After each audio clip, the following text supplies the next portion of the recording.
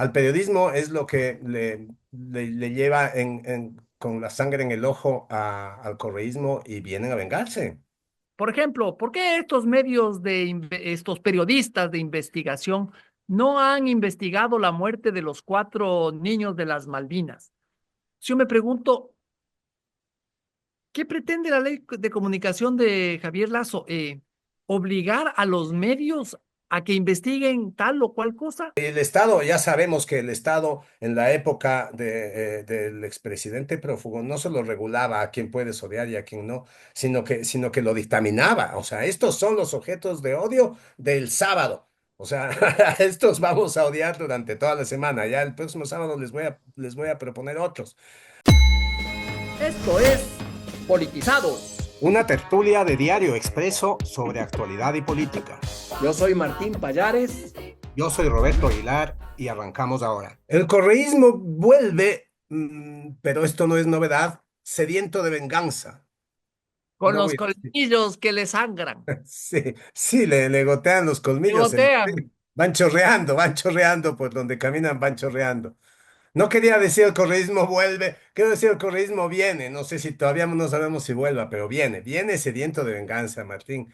Y no es una venganza así al azar y no es una venganza que irán improvisando sobre la marcha, sino que es una venganza que ya está fríamente calculada. Tienen diseñado un programa de gobierno para ejercer la venganza desde las elecciones pasadas, aquellas elecciones cuando Correa hacía listas de venganza, ¿te acuerdas? Teleamazonas, Coiza, no sé qué, no sé qué.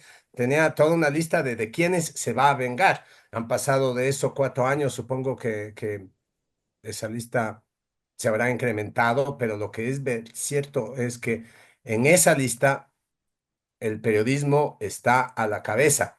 Eh, y me refiero al periodismo, ¿no? Al de verdad, porque el otro no es periodismo. O sea, Sí. cuando cobras plata pública para hacer propaganda de un partido, lo que es un mercenario y un corrupto que estás usando mal, estás haciendo mal uso de la plata pública. Eso no es periodismo. No, al periodismo. Al periodismo es lo que le lleva con la sangre en el ojo al correísmo y vienen a vengarse. Sí, creo que los periodistas vamos a ser las primeras víctimas, Roberto, y lo digo porque está clarito, las cosas que han sucedido esta última semana y los días anteriores nos permiten pensar eso, ¿no? Que vienen a por nosotros, ¿no? Mira, está, está el tema de Javier Lazo, eh, que anuncia que su mayor interés cuando sea asambleísta, bueno, él ya salió electo, pero cuando esté en la asamblea, su mayor interés es volver a montar una ley de comunicación, como la ley esa que había en tiempos de su gran líder y gurú Rafael Correa, ¿no? ¿Te refieres Em, a Javier Lazo, el hermano malagradecido del expresidente Guillermo Lazo? Exactamente, ¿no? Él lo ha dicho varias veces en varias entrevistas, que quiere establecer un cuerpo legal donde el Estado, es decir, el gobierno, regule las cosas, ¿no? Parece que él extraña mucho este sistema que había con la Supercom, y etcétera. También está Luisa González, la candidata. La candidata ha estado diciendo que es hora de empezar a regular las redes, ¿no? Ujú. Establecer un control sobre el contenido en redes. Básicamente es controlar lo que se puede decir y no se puede decir. O sea, alguien estará vigilando qué se opina, qué se dice,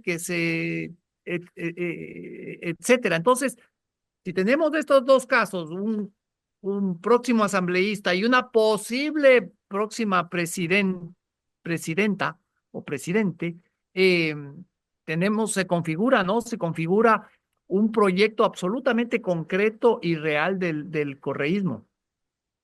Sí, en el caso de Luisa González parece que ella sufre mucho cuando ve que su señor padre ya mayor se estresa viendo el Twitter. lo cual nos pasa a todos, ¿no? Yo también me estreso viendo el Yo Twitter, también me estreso, sí. pero no por eso quiero regular las redes sociales. Y luego hay un caso más, Martín, de esta misma semana y que te atañe directamente, porque esto tiene que ver con lo mismo, ¿no? Con las pretensiones de hacer una ley de comunicación, las pretensiones de controlar el contenido de las redes sociales. Y está las pretensiones de callar a periodistas que dicen cosas que alguien no quiere que se digan. Y este fue tu caso esta semana por este comentario que hiciste de cómo la variable de la geografía del narcotráfico debería empezar a ser tomada en cuenta como parte del análisis del comportamiento electoral de los ecuatorianos. Tienes, por un lado, a la asambleísta Paola Pavón poniéndote una demanda ante la fiscalía por delito de odio. Y segundo, por igualmente por delito de odio, el Consejo de Guayaquil declarándote persona non grata. Veo con tranquilidad que ya no estás parado frente al Ah, municipio, que no. estás en el malecón, pero sigues en alguna zona tropical, por lo que veo. Pero, Vine al museo y al museo histórico donde ahí son los árboles. estás en el Museo Histórico. Oye, con 6 votos del Partido Social Cristiano. Estos señores ya se pusieron manos a la obra. O sea, Javier Lazo quiere aprobar una nueva ley de comunicación y el señor alcalde de Guayaquil actúa como si ya existiera, ¿no? O sea, ya manos a la obra. O sea, Sí, vienen con todo, ¿no? sí, y con unas ganas de criminalizar la opinión que es realmente de espanto, ¿no? Como ha sido siempre. Sí, sí, a ver, veamos lo que dice Javier Lazo. Es interesante escucharlo. eh, Creo que vale la pena. Vamos a poner el audio, Roberto, donde Javier Lazo argumenta su punto. Eh, corre video. Esa es la autorregulación, la cantaleta de la autorregulación. Quieren autorregularse, que no haya ley de comunicación para hacer, ahí sí, como lo dicen muchas veces, lo que les da la regalada gana. Y en el contexto social no puedes hacer lo que te da la regalada gana. No puedes hacer. No puedes hacer eso. No debes de hacer eso. Puedes hacer lo que te parece, pero lo que te da la regalada gana, no. Así que la ley de comunicación les perturba.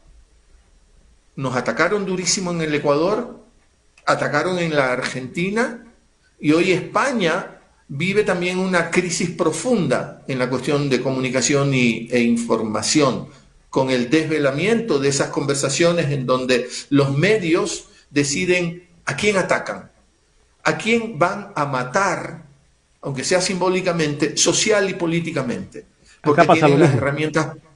Pasa lo mismo, porque tienen las herramientas para hacerlo. Oye, eso. O sea, puedes decir lo que te parezca, pero no lo que te da la gana, que no es lo mismo. O sea, tiene este señor una melange en la cabeza. O sea, lo que a don Javier Lazo le está asustando son las ganas. O sea, Sí, lo que quiere reprimir es la gana. No quiere reprimir lo que se diga, sino la gana. O sea, vos puedes decirlo mientras no lo digas con ganas.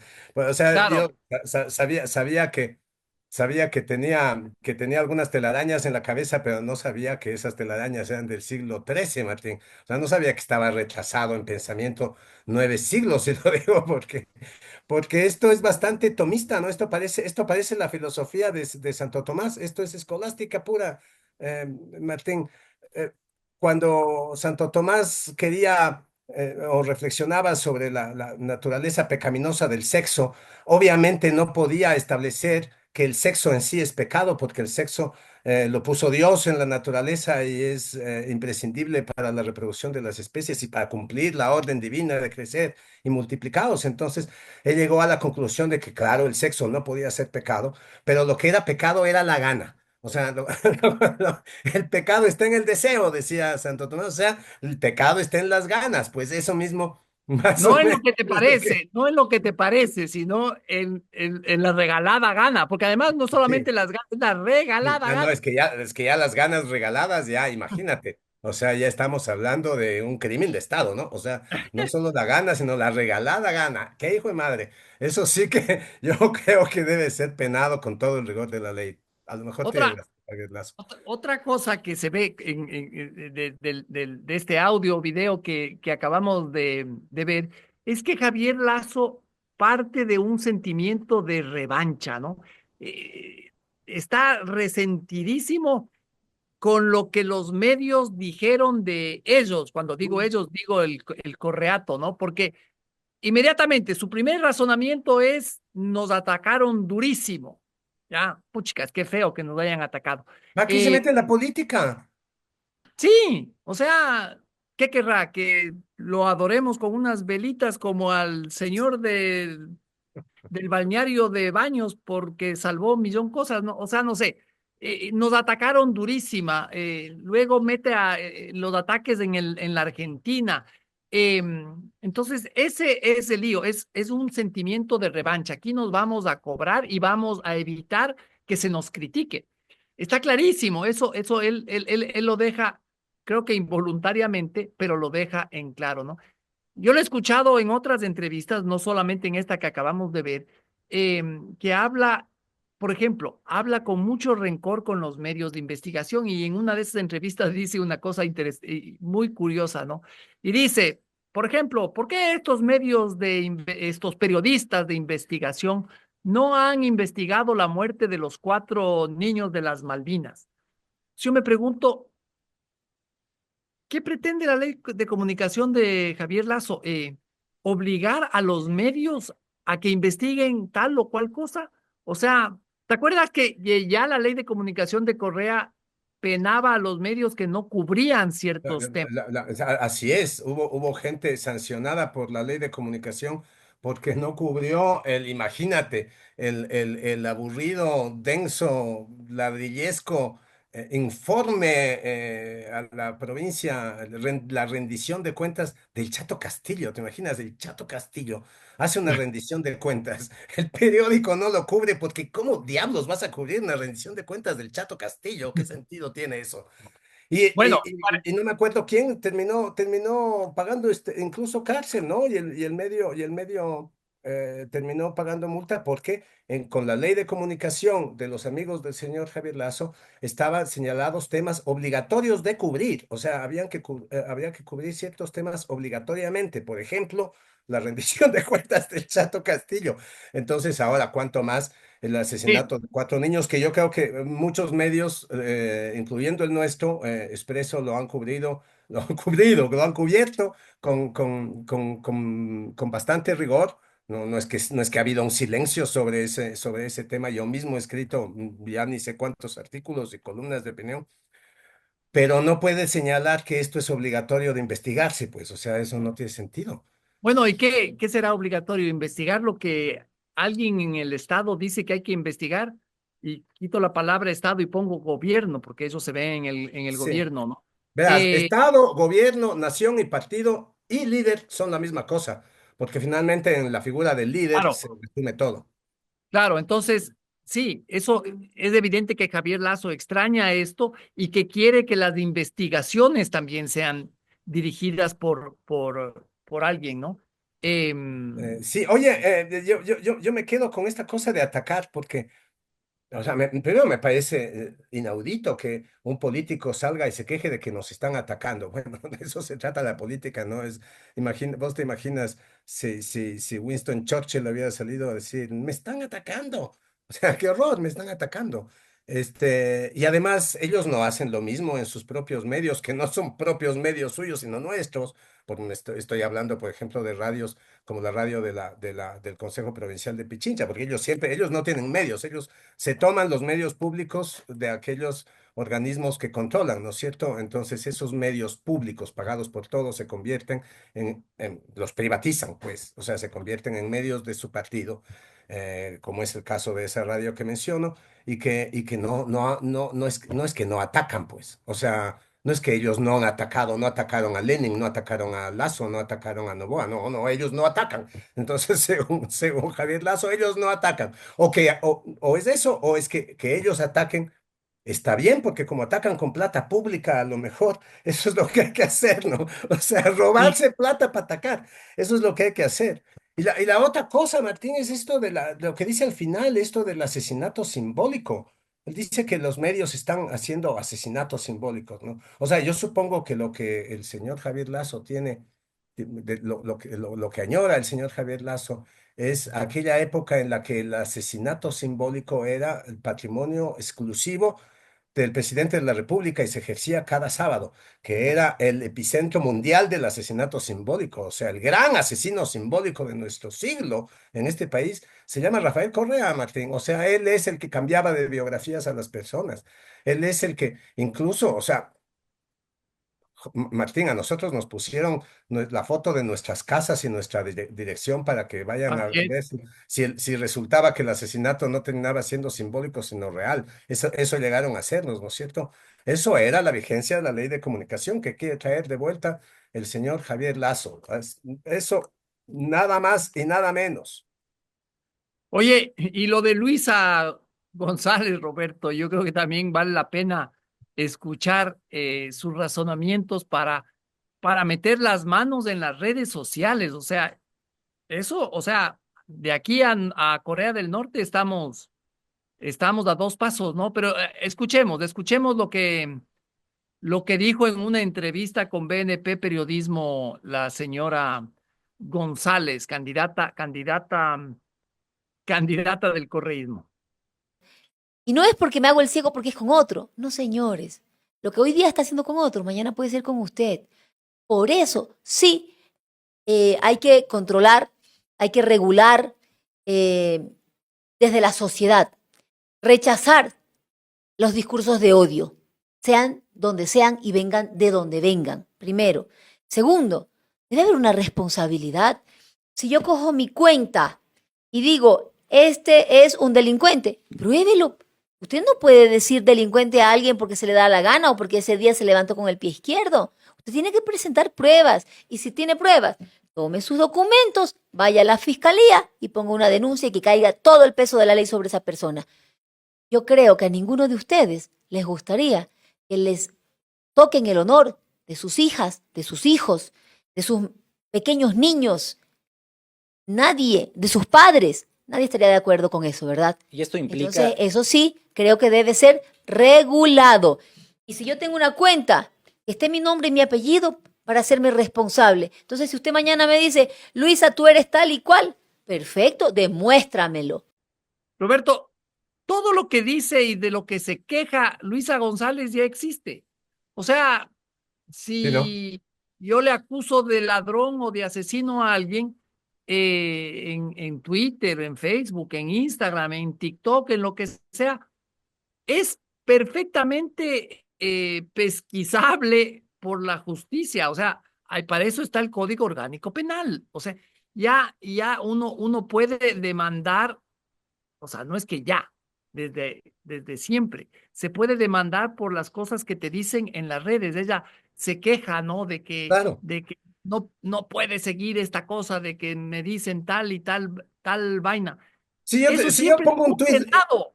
Martín, si yo pongo un tuit donde digo Martín Payares es un ladrón, vos me acusas de calumnia y esto se resuelve en donde tiene que resolverse, pues no necesitas controlar las redes para que no te llame ladrón, ¿no es cierto? Sí, pero claro, hay un pretexto para controlarlo todo, para controlar todo lo que se dice en las redes y controlar la opinión, seguramente, porque la opinión es lo que les molesta tanto, ¿no? Eh, Sí. Da la impresión, y cuando ella dice desde la sociedad, o sea, que la sociedad sea la que regule, esos son eufemismos baratos, los Sí, de la... porque también en la época de los supercoms era supuestamente la Claro. sociedad, ¿no? Yo me acuerdo cuando a Bonil lo llevaron, al caricaturista Javier Bonilla, nuestro amigo Bonil, lo llevaron ante la supercom y querían cobrarle no sé cuánto. Yo no sé cuánto gastó su periódico en abogados para defender solo a Bonilla, porque a cada rato lo acusaban por el asunto de la caricatura del Team Delgado. ¿Te acuerdas que le acusaron de racista y tal?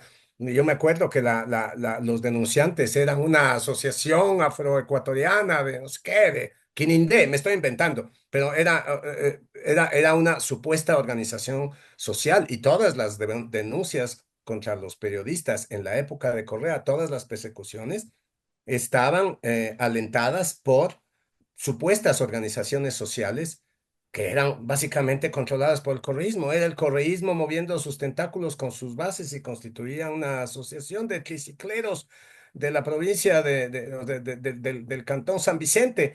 Entonces los tricicleros acusaban a un periodista, no, no era el gobierno, eran los tricicleros de San Vicente los que te acusaban de cualquier cosa, ¿no es cierto? Y eso, a eso quiere volver también la señora Luisa González, al Claro, control de la opinión por parte de los tricicleros de San Vicente. y juzgados por estos tribunales que desde la sociedad, ¿no? O sea, la Supercom era esa vaina, era la sociedad, y Sí, lo que tenían ahí es a Carlos Ochoa, esa era la sociedad. sí. Y ahí está el caso del Consejo de Participación Ciudadana, que es otra cosa que le metieron a este país con el tal con el tal concepto de la sociedad. Ahí está el Consejo de Participación, que básicamente es un órgano que tarde o temprano cae bajo el control del gobierno de turno. Son son estas ideas hiperfascistas y hipercomunistas, ¿no? De los tribunales revolucionarios, los tribunales de la sociedad que juzgan Como el, a como el sí, Comité de Salud Pública se llamaba, ¿no? De la época del terror de la Revolución Francesa, que es mandaban a guillotinar cosa de 200 al día. así es, exactamente, ¿no? Y luego hay esta cosa del victimismo, ¿no? No sé si le acabamos de escuchar, ¿no? Sí. Ella sufre mucho porque su papá ve cosas que dicen en contra de ella. Yo me pregunto, ¿para qué se metió a política? Pues, o sea, Debía pensar eh, en su papá. nosotros también nos metimos en el periodismo y aguantamos lo que nos dicen en Twitter, pero el papá de ella sufre Sí. mucho y por el sufrimiento del papá, ¿no es cierto? Nos quiere echar abajo la libertad de pensamiento. Es, Eh, eh, es que, Martín, a vos te acaban de poner una denuncia estúpida por delito de odio. Eh, Vos puedes defenderte de todas las maneras posibles, sobre todo con la razón, porque esa es una denuncia estúpida, pero no sacas, no sales en la radio a decir, es que mi mamá está sufriendo. Y yo supongo que a ya, tu mamá le debe caer muy mal saber que te están denunciando por delito o de odio ante la fiscalía y que tu mamá no está, esto no lo llevará muy bien. Pero tu mamá no es argumento, pues, en este asunto. O sea, si uno se mete a periodista, no es para refugiarse en las faldas de la mamá, como la señora Luisa González, que se mete a aspirante a la presidencia y se refugia bajo los pantalones del papá. O sea, me parece de última. sí, y está esto de, en lo de, o sea, Paola Pavón me pone un juicio por delito Vamos de a eso. odio. Eh, y claro, en el fondo, esta cosa del delito de odio, ¿no? Que es algo que lo que esconden lo del delito de odio es que el Estado controle o regule el odio.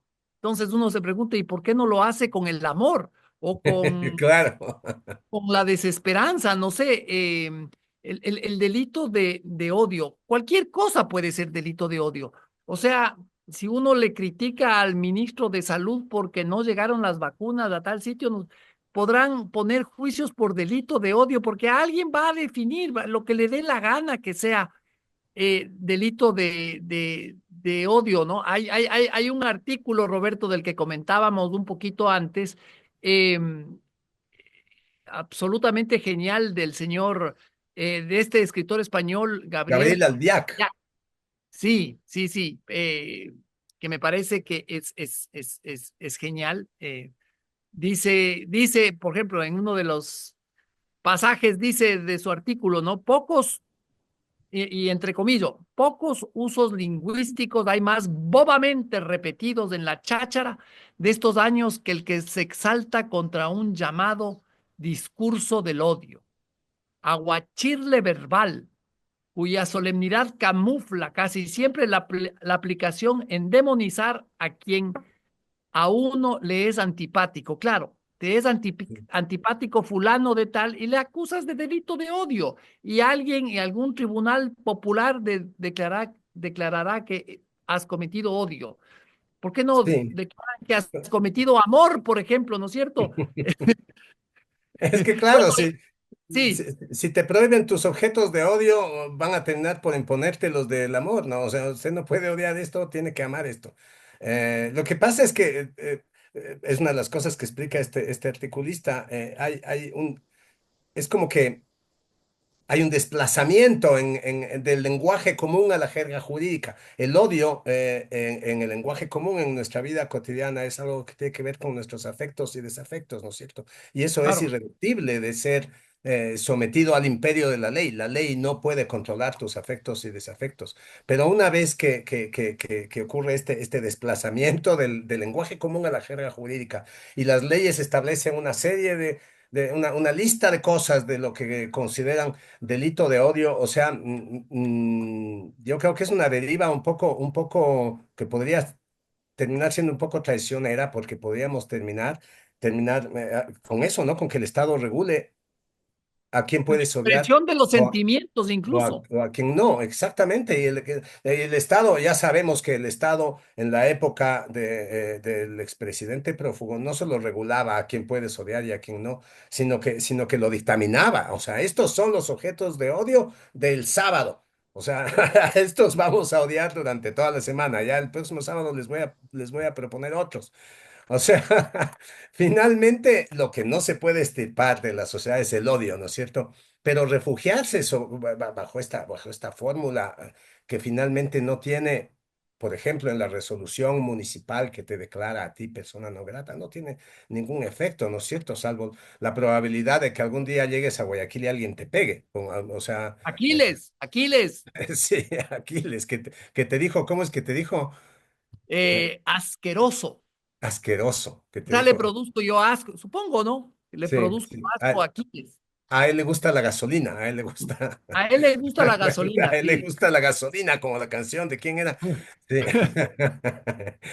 Sí, Sí, lo demás a le mí me produce gusta la asco, ¿no? gasolina, sí, Lo sí, que sí. no huele a gasolina le produce asco a don Aquiles.